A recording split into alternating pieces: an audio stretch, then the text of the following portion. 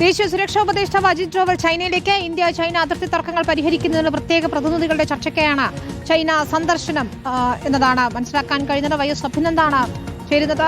അഭിനന്ദ്, അതിർത്തിയിലെ സമാധാനം അത് അനിവാര്യമാണ്, ഇരു കൂട്ടർക്കും അറിയാം. അപ്പോൾ ഏത് രീതിയിലായിരിക്കും ചർച്ചകൾ?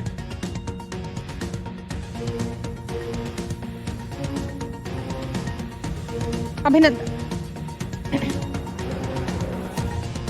അജിത് ഡോവൽ ദേശീയ സുരക്ഷാ ഉപദേഷ്ടാവ് തന്നെ പോകുന്നു ചർച്ചകൾക്കായി എന്നുള്ളതാണ് ഏറ്റവും പ്രധാനപ്പെട്ട കാര്യം. അഭിനന്ദ, ഞാൻ ചോദിച്ചത് ഇതാണ്, ഏതൊക്കെ രീതിയിലായിരിക്കും ചർച്ചകൾ പുരോഗമിക്കുക, പ്രത്യേകിച്ച് അജിത് ഡോവൽ തന്നെ ചർച്ചകൾക്ക് നേതൃത്വം നൽകുന്ന നിലയ്ക്ക്?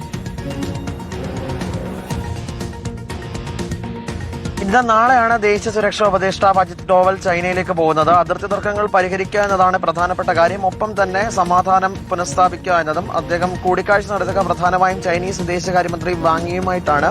ഉഭയകക്ഷി ബന്ധങ്ങളുടെ സുഗമമായ മുന്നോട്ട് പോക്കിന് അതിർത്തിയിലെ സമാധാനം അനിവാര്യമാണെന്നാണ് ഇരുപക്ഷവും ആവർത്തിക്കുന്നത്.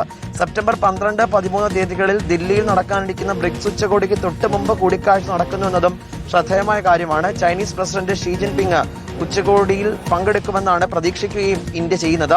ഉച്ചകോടിയുടെ ഭാഗമായി പ്രധാനമന്ത്രി നരേന്ദ്രമോദിയും ഷീ ജിൻപിങ്ങും തമ്മിൽ പ്രത്യേക കൂടിക്കാഴ്ച നടത്താനും ഉഭയകക്ഷി ബന്ധങ്ങൾ മെച്ചപ്പെടുത്താനുള്ള വഴികൾ ചർച്ച ചെയ്യാനും ഇതിലൂടെ അവസരമൊരുക്കും എന്നാണ് ഇരു രാജ്യങ്ങളുടെയും ശുഭപ്രതീക്ഷ. അതിർത്തി തർക്കം സമഗ്രമായി പരിഹരിക്കുന്നതിന് വേണ്ടിയിട്ട് 2013 പ്രത്യേക പ്രതിനിധികളുടെ ചർച്ചാ സംവിധാനം രൂപീകരിച്ചത്. 25ാം റൗണ്ട് ചർച്ചയ്ക്ക് വേണ്ടിയിട്ടാണ് അജിത് ഡോവൽ പോകുന്നത് എന്നതാണ് മറ്റൊരു പ്രധാനപ്പെട്ട കാര്യം.